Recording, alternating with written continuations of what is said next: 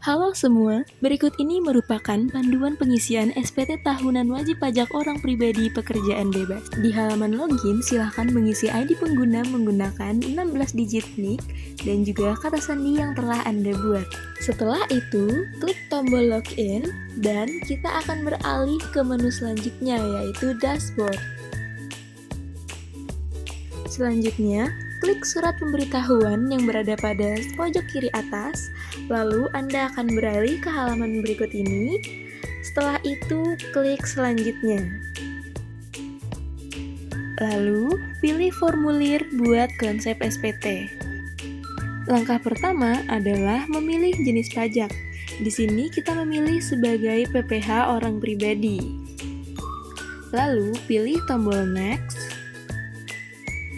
Untuk periode SPT, silahkan pilih SPT tahunan.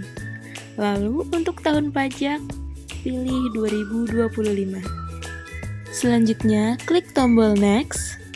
Tahap ketiga yaitu memilih model SPT. Pilih model SPT normal. Lalu, klik Create Tax Return. Klik OK. Lalu, klik logo pensil. Setelah itu, kita akan beralih ke halaman SPT tahunan pajak penghasilan wajib pajak orang pribadi. Untuk metode pembukuan atau pencatatan, silakan pilih metode pencatatan. Selanjutnya, sumber penghasilan, pilih pekerjaan bebas. Pada bagian identitas wajib pajak, data sudah terisi otomatis sesuai data yang ada pada akun Cortex. Perlu diketahui juga bahwa SPT tahunan digunakan untuk melaporkan seluruh penghasilan, baik dari dalam maupun luar negeri yang diterima atau diperoleh seluruh anggota keluarga wajib pajak. Setelah itu, scroll ke bawah pada kolom ikhtisar penghasilan neto. Pada nomor 1A, pilih tidak karena ilustrasi hanya menerima penghasilan dari pekerjaan bebas. Pada angka 1B1, pilih ya karena akan menampilkan pilihan 1B2 dan seterusnya. Pada nomor 1B2, pilih tidak, lanjut ke pertanyaan selanjutnya. Pada nomor 1B3, pilih iya, saya berhak menggunakan norma penghitungan penghasilan neto. Pada angka 1B5 akan ditampilkan jumlah penghasilan neto dari pekerjaan bebas. Pada pertanyaan nomor 1C dan 1D silakan pilih tidak. Hal ini karena pada ilustrasi kasus kawan pajak hanya menerima penghasilan dari pekerjaan bebas saja. Silakan scroll ke bagian C, perhitungan pajak terutang, dan pada nomor 2, jumlah akan terisi secara otomatis. Lalu pilih tidak pada pertanyaan nomor 3. Pada bagian nomor 4, hasil juga akan terhitung secara otomatis. Selanjutnya, pada nomor 5, silakan pilih jenis PTKP. Lalu pilih K0, namun karena ini adalah web simulator, maka akan terdapat peringatan. Pilih tidak pada pertanyaan nomor 8. Lalu scroll ke bagian kredit pajak. Pilih ya pada pertanyaan 10A jika Anda dan atau anggota keluarga Anda yang menjadi tanggungan memperoleh bukti pemotongan. Angka pada nomor 10A akan terisi otomatis setelah diklik ya, sebesar jumlah PPh yang dipotong. Pada nomor 10B, angsuran PPh pasal 25 akan terisi secara otomatis. Jumlahnya adalah 0 karena kita baru terdaftar sebagai wajib pajak, sehingga belum terdapat angsuran. Lanjut, pada nomor 10D, silakan pilih tidak karena tutorial hanya menerima penghasilan dari pekerjaan bebas. Setelah selesai, scroll ke bagian E, penghasilan PPh kurang atau lebih bayar. Perhitungan pada bagian ini akan terisi otomatis berdasarkan lampiran SPT yang akan diisi kemudian. Selanjutnya adalah F, yaitu pembetulan. Bagian ini hanya diisi jika status SPT adalah pembetulan, sehingga kita bisa melewatinya. Lalu pada bagian G, Permohonan pengembalian PPh lebih bayar. Bagian ini hanya diisi apabila terdapat lebih bayar pada nomor 11A di atas. Jika tidak ada, maka silakan lanjut ke pertanyaan berikutnya. Selanjutnya, pada bagian H, angsuran PPh pasal 25 tahun berikutnya, bagian ini diisi untuk menentukan nilai angsuran PPh pasal 25 yang wajib dibayar oleh kita selama tahun pajak berjalan. Kita dapat mengisi bagian ini kembali setelah melengkapi isian pada lampiran. Pertama, silakan pilih iya pada nomor 13A, lalu pilih tidak pada nomor 13B, lalu pilih tidak pada nomor 13C karena tidak berlaku bagi pekerja bebas. Jika sudah, scroll ke bagian I, pernyataan transaksi lainnya. Nilai angka pada nomor 14A akan terisi otomatis oleh daftar harta pada akhir tahun yang wajib diisi oleh kita pada lampiran L1 tabel A. Lalu untuk nomor 14B silahkan pilih ya, dan kita harus mengisi detailnya pada laporan L1 bagian B. Lalu, jika penghasilan yang diterima tidak dikenakan pajak penghasilan bersifat final atau penghasilan bukan objek pajak, silakan pilih tidak pada nomor 14C dan 14D. Selanjutnya untuk nomor 14E dan 14F silakan dilewati karena nomor tersebut diisi jika kita menyelenggarakan pembukuan. Sedangkan kita di awal tadi memilih menggunakan pencatatan. Pada nomor 14G digunakan untuk melaporkan penghasilan dividen atau dari luar negeri sebagai penghasilan bukan objek pajak, sehingga untuk kasus ini pilih tidak. Dan untuk nomor 14H bisa diabaikan karena hanya berkaitan dengan PPh final. Lanjut ke bagian J, yaitu lampiran tambahan. Dalam tutorial ini, kita menyampaikan SPT secara elektronik dan tidak termasuk dalam wajib pajak yang diwajibkan melampirkan dokumen lainnya sesuai ketentuan. Maka silakan pilih tidak pada huruf D dan huruf E. Pada bagian K, pernyataan berisikan pernyataan bahwa SPT yang disampaikan sudah benar, lengkap, dan jelas. Berikan tanda centang agar pelaporan SPT dapat dilakukan. Selanjutnya adalah pengisian lampiran BL3B. Lampiran ini digunakan untuk mengisi peredaran bruto dari pekerjaan bebas atau usaha yang diterima oleh kawan pajak sendiri, istri, dan atau anak yang belum dewasa, kecuali yang diterima oleh istri yang hidup berpisah HB, memiliki perjanjian pisah harta PH atau memilih terpisah MT. Dalam kasus ilustrasi kawan pajak, silakan isi bagian C saja, yakni rekapitulasi peredaran bruto. Untuk pengguna normal, penghitungan penghasilan neto atau NPPN pada lampiran L3B, bagian C kawan pajak memasukkan peredaran bruto dari pekerjaan bebas untuk setiap bulan selama 1 tahun.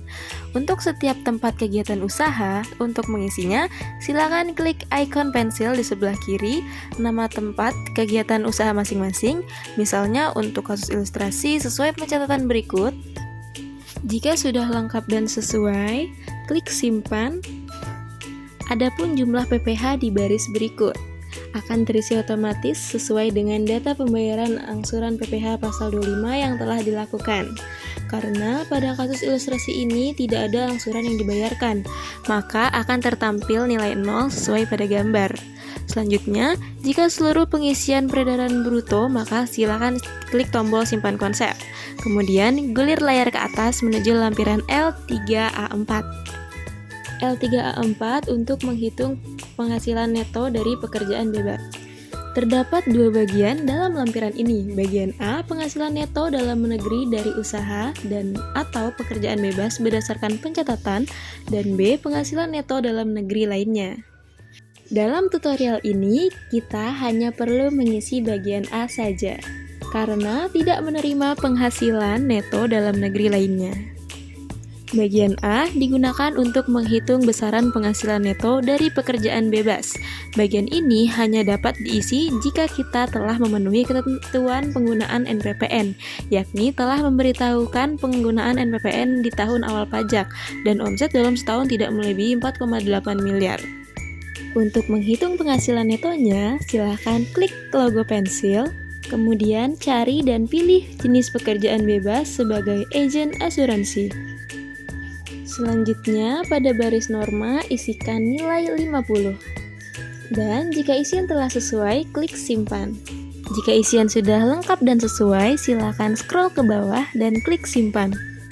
Jika sudah, scroll layar ke atas menuju lampiran terakhir, yaitu L1. Lampiran L1 merupakan lampiran yang otomatis muncul pada SPT tahunan PPh orang pribadi terdiri atas 5 bagian. AA harta pada akhir tahun pajak, bagian B utang pada akhir tahun pajak, bagian C daftar anggota keluarga yang menjadi tanggungan, bagian D penghasilan neto dalam negeri dari pekerjaan, bagian E daftar bukti pemotongan pemungutan PPh. Dalam tutorial ini, kita tidak perlu mengisi bagian D karena penghasilan yang diterima bukan dari pekerjaan, tapi dari pekerjaan bebas. Bagian A terdiri dari 6 subkelompok. Yang pertama ada kas dan setara kas, yang kedua ada piutang, yang ketiga ada investasi atau sekuritas, yang keempat ada harta bergerak, yang kelima ada harta tidak bergerak, yang keenam ada harta lainnya. Di sini diibaratkan kita memiliki harta baru berupa tabungan dengan saldo per 31 Desember sebesar 100 juta rupiah. Isi informasi yang bertanda bintang sesuai dengan contoh berikut.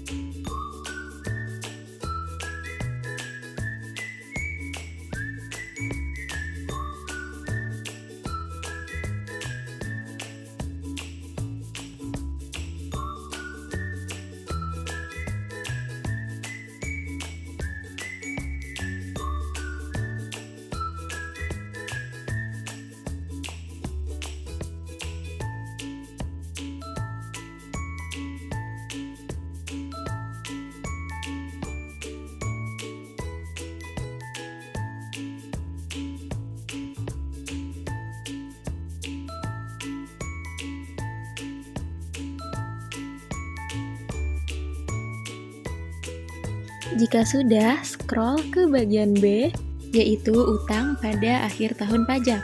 Kita perlu memeriksa saldo pokok dan juga bunga utang yang masih harus dibayar.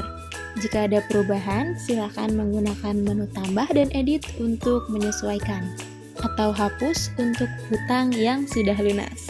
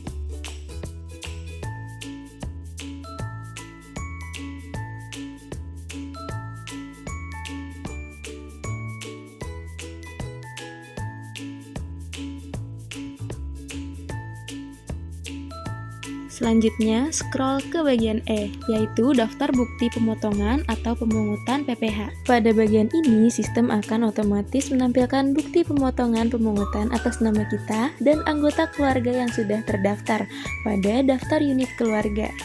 Jika diperlukan, kita dapat menghapus data yang ada atau menambahkan bukti pemotongan pemungutan secara manual melalui tombol tambah sesuai ketentuan yang berlaku. Jika pengisian sudah benar dan lengkap, silakan klik tombol simpan konsep dan data berhasil tersimpan. Selanjutnya adalah kembali ke halaman induk dan melakukan pengecekan ulang SPT. Tahap selanjutnya yaitu pembayaran dan pelaporan SPT. Silakan dicek terlebih dahulu data-data yang sudah diinput. Jika sudah, klik tombol simpan konsep, lalu klik tombol bayar dan lapor. Jika SPT tahunan yang disampaikan merupakan perpanjangan jangka waktu penyampaian dan sudah mendapatkan izin, kawan pajak dapat menggunakan saldo pembayaran yang belum terpakai pada akun 4116182000 dengan memilih tombol ya. Jika tidak terkait perpanjangan, silakan pilih tidak. Selanjutnya, sistem akan menampilkan notifikasi apakah wajib pajak ingin melunasi pajak terutang menggunakan deposit pajak atau melalui pembuatan kode billing. Silahkan pilih salah satu metode pembayaran. Opsi deposit pajak hanya tersedia apabila saldo deposit mencukupi minimal sebesar pajak kurang bayar yang terutang. Apabila kawan pajak tidak memiliki saldo deposit atau saldo deposit kurang dari pajak terutang, maka sistem hanya akan memunculkan pilihan Generate Kode Billing. Kemudian tanda tangani SPT kawan pajak dengan memilih penyedia tanda tangan yang ada dan masukkan passphrase kawan pajak, lalu klik konfirmasi tanda tangan. Apabila kawan pajak melakukan pembayaran menggunakan deposit, SPT akan otomatis ke status dilaporkan.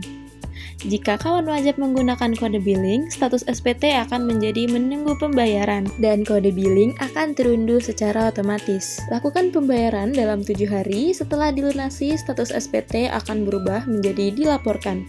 Apabila SPT berstatus nihil atau lebih bayar, kawan pajak dapat langsung melakukan submit SPT dan status SPT akan menjadi dilaporkan.